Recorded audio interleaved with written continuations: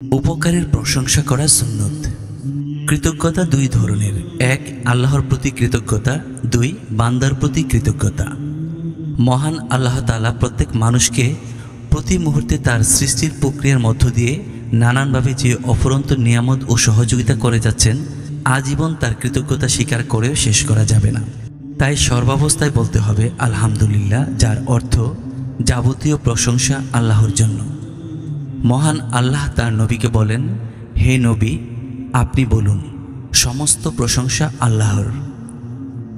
সূরা বনী ইসরাইল আয়াত 111। অন্যদিকে সৃষ্টির প্রতি কৃতজ্ঞতা আদায় করাও ইসলামের শিক্ষা।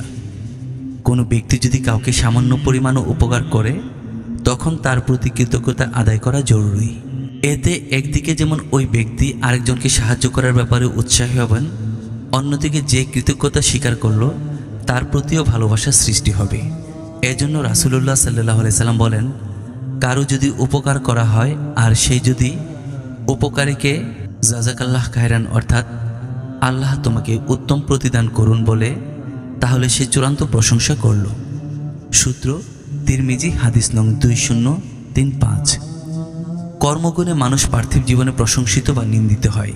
ইসলাম অনুগ্রহকারীর কৃতজ্ঞতা আদায়ে উৎসাহিত করেছে। রাসূলুল্লাহ সাল্লাল্লাহু আলাইহি সাল্লাম ইরশাদ করেন, যে মানুষের কৃতজ্ঞতা আদায় করে না, সে যথাযথভাবে আল্লাহর কৃতজ্ঞতা আদায় করতে পারে না। সূত্র মুসনাদে আহমদ, হাদিস নং 21331। ইবনু ওমর রাদিয়াল্লাহু তাআলা আনহু বলেন, আল্লাহর রাসূল সাল্লাল্লাহু আলাইহি সাল্লাম বলেছেন, কেউ তোমার কাছে আল্লাহর নামে আশ্রয় চাইলে তোমরা তাকে আশ্রয় দেবে। কেউ আল্লাহর নামে তোমাদের কাছে কিছু চাইলে তোমরা তাকে দাও।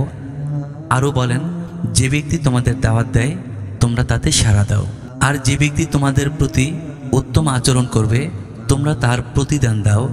যদি তাকে দেওয়ার মতো কিছু না পাও, তবে তার জন্য দোয়া করতে থাকো, যখন বুঝতে পারো তোমরা তার প্রতিদান দিয়েছ। সূত্র আবু দাউদ, হাদিস নং 5109।